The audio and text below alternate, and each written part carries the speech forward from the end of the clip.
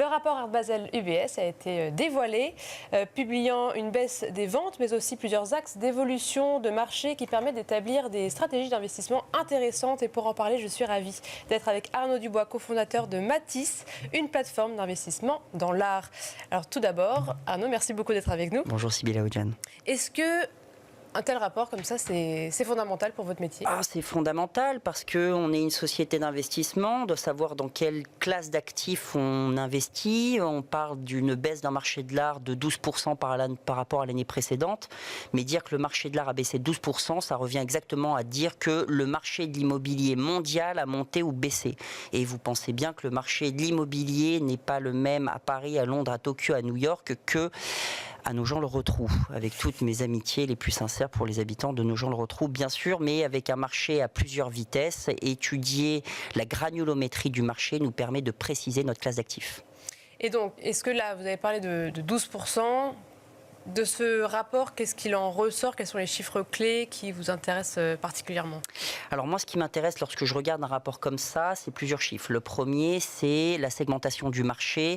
Par exemple, lorsqu'on regarde les œuvres qui sont échangées dans le monde, on se rend compte que l'immense majorité des transactions se font sur des œuvres réalisées au XXe siècle. Je ne cesse de le dire, mais le marché de l'art ne cesse de nous surprendre. Il est extrêmement contre-intuitif. Un marché de l'art ancien représente moins de 8% du marché de l'art mondial. Donc depuis les impressionnistes en 1870 jusqu'à nos jours, nous avons plus de 90% du marché de l'art mondial en valeur et en volume. Ne vous dirigez pas ou peu sur des artistes lorsque vous investissez avec une profondeur de marché faible. Ça s'explique tout naturellement. Ces artistes sont dans les musées pour en grande partie d'entre eux et donc il est normal que l'on ne trouve pas ces œuvres. S'il n'y a pas d'œuvres, il n'y a pas ou peu de marché. Lorsqu'on regarde plus précisément, on se rend compte qu'une œuvre sur deux vendue dans le monde a été réalisée par un artiste américain. Une œuvre sur deux vendue dans le monde a été vendue aux États-Unis. Maintenant, lorsqu'on regarde les prix, eh bien, on se rend compte qu'on a un marché à 3 vitesses. D'abord, les œuvres à moins de 50 000 $. Et ces œuvres à moins de 50 000 $ représentent 95% du marché de l'art mondial en volume. Mais attention, 95% du marché de l'art mondial en volume ne représente seulement que 17% du marché de l'art mondial en valeur. Lorsqu'on regarde l'extrémum en face, les œuvres à plus de 10 millions, certes, c'est 0,2% du marché de l'art mondial en volume, oui, mais c'est 18% du marché de l'art mondial en valeur. En somme, les œuvres à moins de 50 000 et à plus de 10 millions pèsent le même poids en valeur. Et donc ça, qu'est-ce qu'on en tire comme... Comment est-ce qu'on peut l'appliquer dans nos stratégies d'investissement? Dans la stratégie d'investissement, c'est que surtout, il ne faut pas aller sur ces classes d'actifs. À moins d'une opportunité exceptionnelle, les œuvres pas chères évoluent sur un marché qui est beaucoup plus régional. Les œuvres qui sont très chères ont un segment de marché beaucoup plus faible. Il y a beaucoup moins d'acheteurs qui peuvent dépenser 30, 40, 50 millions de $. Il y en a de plus en plus chaque année, mais qui peuvent dépenser autant d'argent pour des œuvres aussi importantes. On a affaire à un marché qui est très resserré. Par contre, par opposition, des œuvres à moins de 50 000 $ sont extrêmement démocratiques. Maurice Reims, en son temps, disait que nous vivions dans un enfer d'objets. Il a bien raison. Elles sont tout autour de nous, elles nous envahissent, mais malheureusement, elles sont relativement peu rentables. La conclusion qui est la nôtre, elle va être de se diriger sur ce que Matisse vise. Ce sont des œuvres entre 250 000 et 5 millions de $, 4,5% du marché, mais qui représentent plus de 65% du marché de l'art mondial en valeur. Voilà, donc se diriger vers les zones de masse, les grands pourcentages en tout cas. Oui, on a affaire à un marché qui accentue sa forme de toupie. Ces grands pourcentages, ils sont pour nous extrêmement importants. Lorsqu'on voit l'évolution du marché année après année, depuis 3 ans, on observe une baisse du nombre du produit de vente sur des œuvres à plus de 10 millions. Et en même temps, on voit, et ça c'est très intéressant, une augmentation massive de 12 à 16%. Vous voyez, c'est quand même important. Des œuvres à moins de 50 000 $. Donc on a affaire à de plus en plus d'objets qui sont pas chers, mais ça aussi s'explique par la sociologie des collectionneurs qui veulent se faire plaisir, qui n'achètent pas que pour des raisons d'investissement, qui se posent la question de l'œuvre d'art comme un objet social, un objet décoratif, un objet contemplatif avec lequel ils vivent, et c'est tant mieux. et c'est tant mieux. D'ailleurs, lorsqu'on regarde les nouveaux acheteurs en ligne, et on parlera peut-être de ça tout à l'heure, mais ça c'est un des changements fantastiques dans ce marché, on se rend compte qu'un acheteur sur deux en ligne est un nouvel acheteur. Donc on a affaire à des acheteurs qui sont plus jeunes, on a affaire à des acheteurs qui sont aussi moins fidèles, moins captés. Ces sociétés de vente aux enchères ne les connaissaient pas. Mais lorsqu'on regarde le marché de l'art, je parlais toupie tout à l'heure, ce gros de la toupie, entre 250 000 et 5 millions, eh bien c'est un marché qui, année et après année, ne bouge pas. Et ça, c'est extrêmement rassurant. Carmignac a fait sa fortune, non pas en apportant des plus-values à ses clients, mais en période de crise, lorsque tout le monde faisait moins 40, il a fait zéro. Ce marché de l'art, en ce moment, ne bouge pas et c'est plutôt rassurant. D'accord, donc les moins 12% à 57 milliards de dollars, finalement, c'est pas sur ça qu'il faut s'arrêter, mais il y a plein de réajustements à avoir, de stratégies intéressantes qui vont...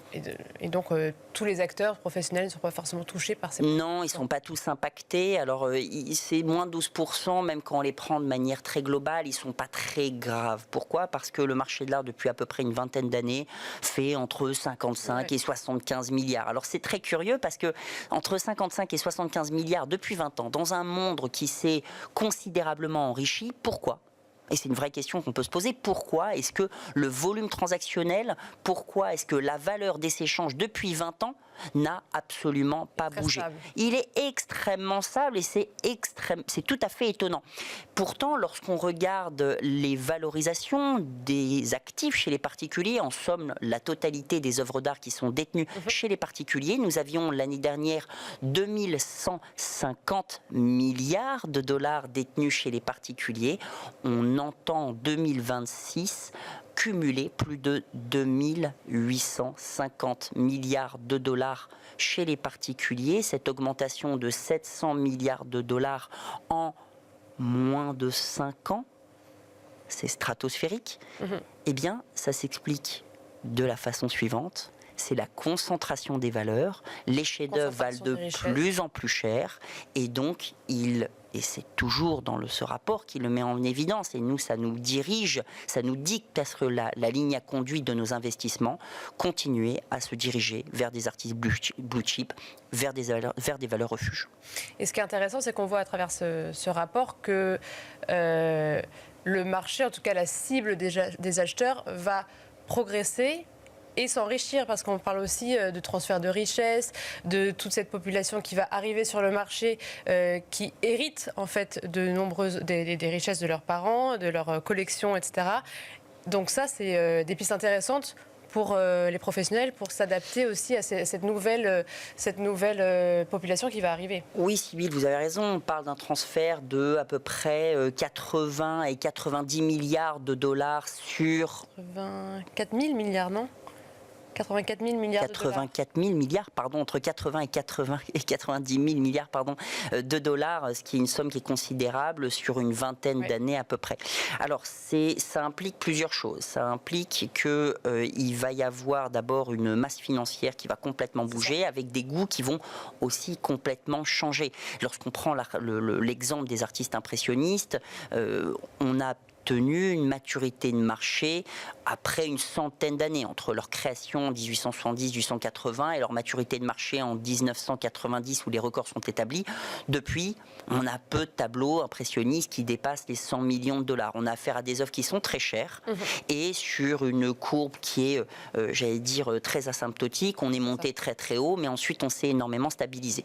La question que ça pose, c'est la maturité de marché. Alors on envisage peu nos investissements sur une vingtaine d'années, mais on se pose raisonnablement la question de quels sont les artistes, quelles sont les œuvres qui seront encore collectionnées dans 20 ans, celles sur lesquelles on va encore connaître de la croissance. Je crois que des artistes comme Basquiat, alors Basquiat, c'est plus un artiste qui est jeune, c'est un artiste des années 80, mais des artistes comme Keith Haring, des artistes comme Basquiat sont des artistes qui ont aujourd'hui 40 ans de track record.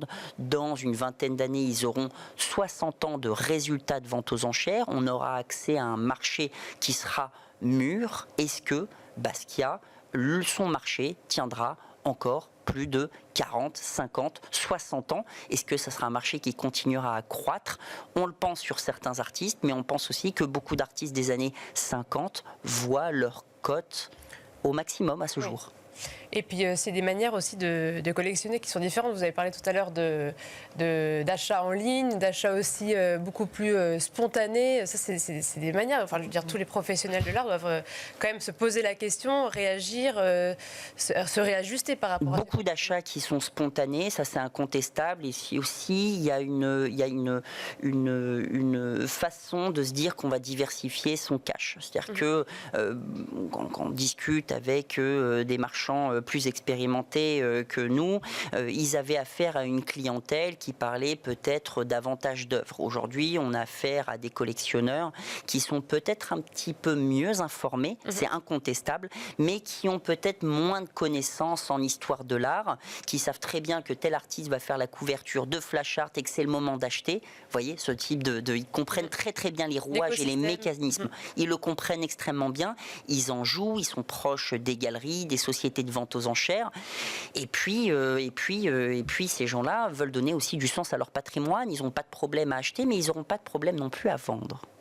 D'accord, bon, en tout cas, ce qui est rassurant, c'est qu'avec ce transfert de goût, de richesse, etc., c'est un marché en expansion. Et ça, c'est quand même rassurant. Et qui nous laisse encore du grain à moudre pour quelques années. C'est ça. Merci beaucoup, Arnaud Dubois. Je rappelle que vous êtes cofondateur de Matisse, une plateforme d'investissement en art. Merci à vous toutes et tous de nous avoir suivis. C'était Arrêt Marché.